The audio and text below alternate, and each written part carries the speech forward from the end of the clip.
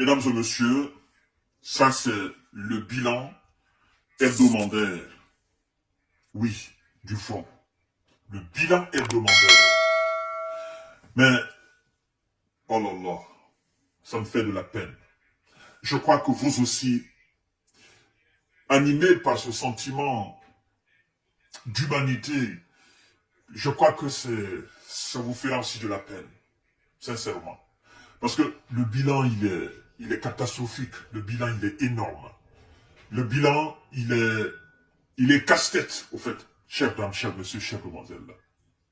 Oui, c'est le ministère russe de la Défense qui nous fait ce bilan-là. Vous savez, en fait, chaque semaine, ils font le bilan. Ils font le bilan de ce qui se passe sur le terrain. Et laissez-moi vous dire que je suis désolé, mais comme il est de mon devoir de vous renseigner de ce qui se passe là, c'est pourquoi je me permets de faire cette émission pour parler de ce bilan. Et donc, nous faisons tout cela pour, naturellement, sensibiliser les gens, pour dire que ceux qui sont en face des Occidentaux et ces pauvres Ukrainiens, en réalité, ils sont plus supérieurs. Ils sont très grands. Ils possèdent une force incontrôlable. Seuls eux qui peuvent contrôler cette force. Ils possèdent des moyens colossaux. Et quand c'est comme ça, là, le rapport de force, ça ne peut pas exister, au fait. Ça ne peut pas exister. Il ne faut pas qu'on se leurre. Il faut que les Occidentaux comprennent que c'est le moment de négocier. Parce que chaque jour, chaque fois, chaque semaine, chaque mois, à chaque fois que la Russie va récupérer une ville, elle va dégager les populations de cette ville, elle va chasser les militaires occidentaux et les militaires ukrainiens de cette ville, ça fait une victoire de plus. Et la tâche devient très difficile pour eux de négocier, parce qu'en ce moment, ça sera très lourd. Ça sera très lourd, il faut qu'ils comprennent. Il faut qu'ils comprennent, chers messieurs, chères demoiselles. Jusqu'à 5075 militaires. 5075 militaires sur l'axe d'Africa, mesdames et messieurs.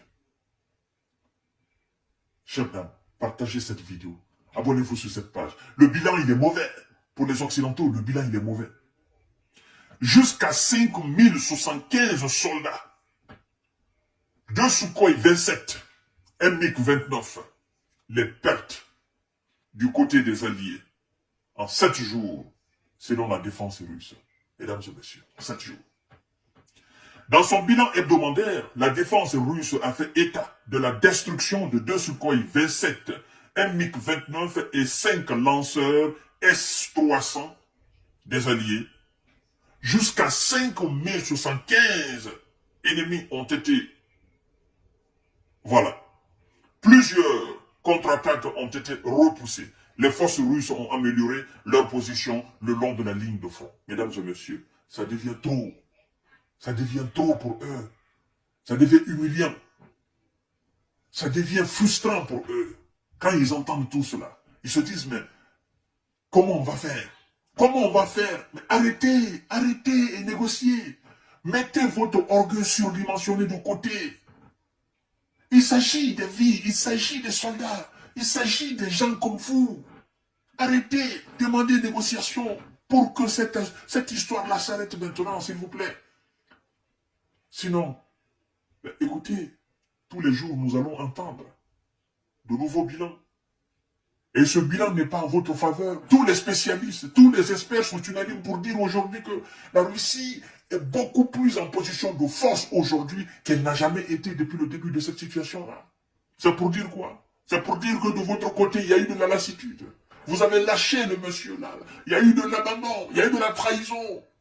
C'est pour dire que, en réalité, vous ne représentez rien aux yeux de cette force russe. Parce que si vous représentiez quelque chose à ses yeux, on ne serait pas là aujourd'hui. Mais puisque vous ne représentez absolument rien, vous n'avez pas les moyens, vous ne pouvez pas faire match égal face à ces hommes.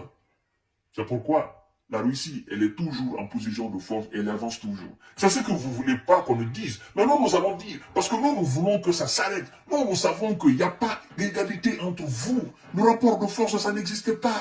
Nous savons cela. C'est pourquoi nous nous sensibilisons. Partagez la vidéo, partagez cette vidéo de sensibilisation, mesdames et messieurs. Ce sont des émissions de sensibilisation que nous faisons. Nous disons la vérité, nous mettons sur la table celui qui est fort et celui qui est faible. Nous disons ils ne sont pas égaux. Il faut que vous arrêtez, sinon ça sera... Mais on ne peut même pas parler maintenant de carnage, ça a dépassé ce stade-là. Mesdames et messieurs, en une semaine, sur l'axe de Donetsk Sud, les forces russes ont amélioré leur situation tactique le long de la ligne de front. Les forces des Alliés ont perdu plus de 760 soldats et 8 chars.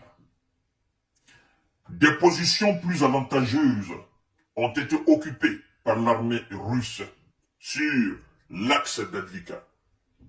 39 contre-attaques des Alliés ont été repoussées. Les Alliés ont perdu plus de 1695 militaires là-bas.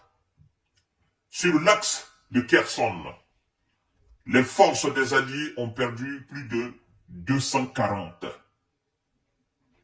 Sur l'axe de Kupiansk, les pertes ennemies s'élèvent à 270 hommes. Sur l'axe de Donetsk, les forces russes ont amélioré leur position le long de la ligne de front. 15 contre-attaques des Alliés ont été repoussées. Les forces alliées ont perdu plus de 2100 soldats. Mesdames et messieurs, c'est le bilan hebdomadaire de la défense russe. Ça, c'est le bilan de la défense russe, le bilan hebdomadaire. Ça me fait de la peine de parler de ça, de cette manière. Mais je suis obligé de vous informer. Je suis obligé de vous tenir au courant de ce qui se passe.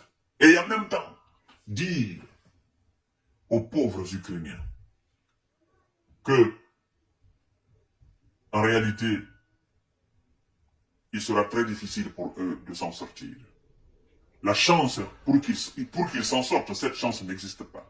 Il n'y a pas de probabilité. Pour dire nous allons mettre les probabilités sur la table, il n'y a pas de probabilité. Il n'y a pas de probabilité. Ils ne peuvent pas s'en sortir. Et donc, nous disons négociation, négociation, négociation. Nous disons diplomatie, diplomatie, diplomatie. Nous disons vive la paix et abat la guerre. Abat ce conflit-là. Vive la paix. Vive la force mentale. Vive la négociation. Vive la compréhension. Arrêtez maintenant. Vous ne pouvez pas. Vous avez essayé, vous ne pouvez pas. À quoi sert bon de s'obstiner comme ça là? Tu sais très bien que tu ne peux pas. Même si on vous laisse 100 ans, 1000 ans, vous savez très bien que vous ne pouvez pas. Alors à quoi sert bon de vous obstiner? Chers messieurs, chères demoiselles, s'il vous plaît, partagez cette vidéo. Et à tout à l'heure pour notre série d'informations de décortiquage. Et abonnez-vous sur ma chaîne YouTube. Ok? Cliquez le lien juste là, et aussi dans le commentaire. Cliquez sur le lien et allez directement, dès que vous cliquez, vous tombez directement, n'est-ce pas, dans ma chaîne YouTube.